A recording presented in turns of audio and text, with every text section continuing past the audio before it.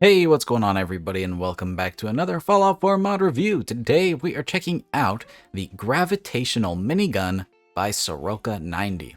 Now, if you're not familiar with Soroka 90, they make a ton of really cool, interesting, and unique heavy weapon mods, usually in the form of some kind of a Gatling or minigun. Oftentimes, they bring in cool, unique effects like plasma or gauss, something that we don't typically see. And today, we have the Gravitational Minigun, which is a minigun firing a brand new gravitational type ammo type, which is pretty interesting. If you want to get your hands on this thing, you're going to need to head over to the Cambridge Police Station, head up these stairs, and on the second floor, you will see it kind of leaning against the wall. Now, from there, you'll need to craft the new Workbench for Craft Gravitational Plate. This mod has been translated from Russian, so some of the English isn't exactly spot on, but it works just fine. From there, you can craft the new Gravitational Plate ammo type. This is what you're going to use to actually power the weapon. Now, as of right now, there is a weird little bug that says that the weapon shoots 2mm EC, so when you try to load it with that, it's not going to work. But trust me, you just need to grab these gravitational plates here, and it'll work just fine.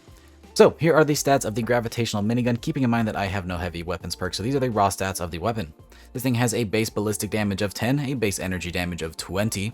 It shoots those gravitational plates, even though, like I said, it says 2mm EC. This is just a bug, and hopefully will be fixed soon with a patch. It has a fire rate of 90, a range of 131, an accuracy of 35, a weight of 27.4 pounds, and a value of 1,147 caps, which is a bit, but this is a one-of-a-kind unique weapon. Another small bug at the moment is that it does show the purple textures only when viewing this weapon in a menu like the weapons workbench or in your Pip-Boy like this, but when you're in first person, it does show correctly. Now, this thing also does come with a pretty unique projectile. I'll go ahead and show that really quick. As you can see, it appears to be a recolored sort of gamma gun type effect, but it's still pretty neat.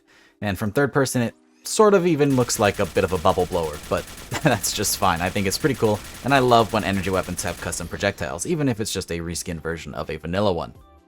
Now, as for modifications, there isn't a ton here, but we'll go ahead and show off everything that there is to offer. For barrels, we have the standard medium barrel. Then we have the accelerated barrel, which gives you a little bit more damage, but it is much faster in its rate of fire. And then the heavy barrel shoots slower, but has much more damage because it is the reinforced type of barrel.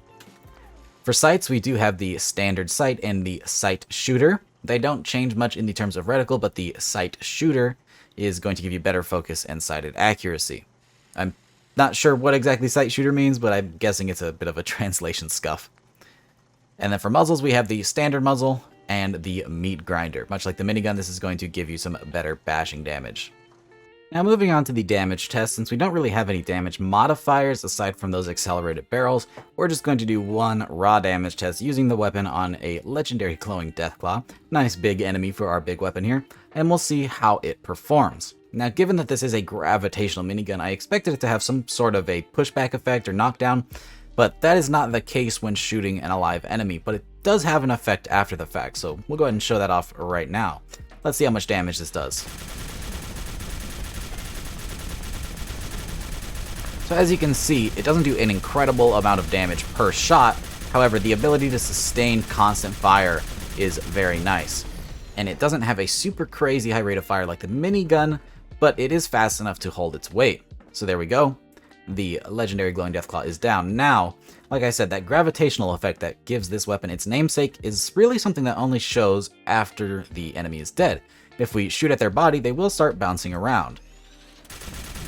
As you can see, it's a bit harder to tell on the Deathclaw as it is pretty weighty, but it does jiggle this guy around a good bit. We can even kind of get him off the air.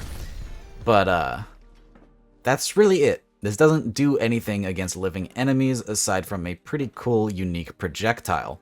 What I'm guessing is happening here is they are using the explosive effect, which again doesn't affect anybody in their alive state, but once they're dead, they jiggle around a bit. But still, pretty interesting and quite a unique weapon nonetheless. So yeah, that is the Gravitational Minigun. Definitely a really cool addition to Soroka's arsenal. If you're a fan of crazy over-the-top big weapons like this, go check out their user page on the Nexus and you'll find a lot of really cool stuff there. I'll have it linked down in the description below.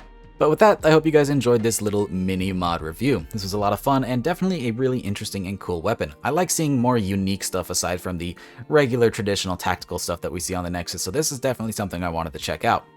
Again, if you want to try it out for yourself, it will be linked down in the description below, along with Soroka's user page so you can see more cool weapons like this. But with that, I hope you guys enjoyed the video. If you did, don't forget to drop a rating, subscribe if you haven't already for more videos just like this, and I'll see you in the next one. Peace! And really quick, I'd like to make a shout out to all of our patrons. Your donations are greatly appreciated and really help to support the channel and videos just like this one. So again, thank you.